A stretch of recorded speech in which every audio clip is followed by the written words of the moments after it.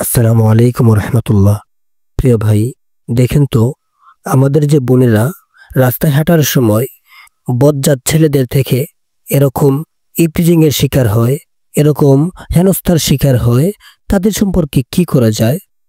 আচ্ছা আমার প্রিয় ভাই, বলেন তো, এখানে যে মেয়েরা হেঁটে যাচ্ছে, তারা যদি আপনার আমার কারো বোন হতো, তারা যদি আপনার বোন হতো, তারা যদি আমার বোন হতো, আর এটা যদি আমি চোখে দেখতাম, তাহলে আমরা ওই বজ্জাত ছেলেদেরকে কি করতাম?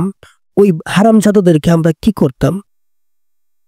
আচ্ছা ভাই, যে বজ্জাত ছেলেগুলা এই মেয়েদেরকে হেনস্থা করতেছে, এই বজ্জাত ছেলেগুলার বোন যদি আজকে এরকম হেনস্থার শিকার হতো, এই বজ্জাত ছেলেগুলার সামনে যদি তাদের বোনদেরকে এরকম হেনস্থা করা হতো, তখন এই বজ্জাত ছেলেগুলা কি করত? তারা অবশ্যই ওই ছেলেদের হাত পা ভেঙে দিত, যে ছেলেরা তাদের বোনদেরকে হেনস্থা করেছে। কিন্তু দেখেন, আমাদের দেশের এরকম অধিকাংশ মেয়েরা হেনস্থার শিকার হয়, এই পিরিং এর শিকার হয়, কিন্তু তারা না পারে কাউকে বলতে, না পারে এগুলো সহ্য করতে। কারণ এগুলো মেয়েরা কাকে বলবে? তারা তো তাদের সঠিক বিচারটা পাবে না। তাহলে কার কাছে এগুলো তাদের কষ্টগুলো স্বীকার করবে, তাদের কষ্টগুলো বলে বেড়াবে?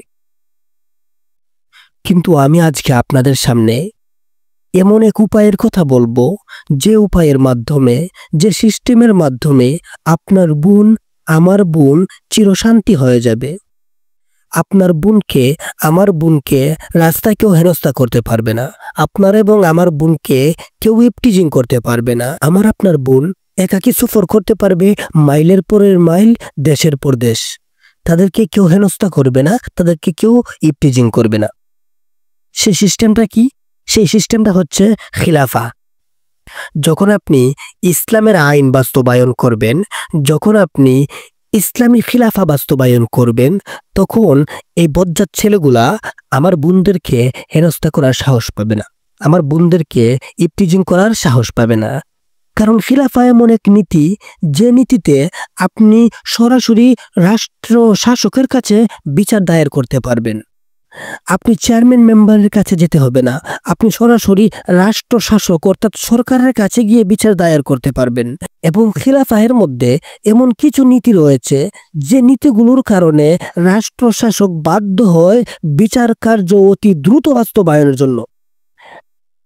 আপনি আজকে আপনার অভিযোগ দায়ের করলেন, কিন্তু বছরের পর বছর চলে গেল, আপনার বিচার কার্যকর হলো না।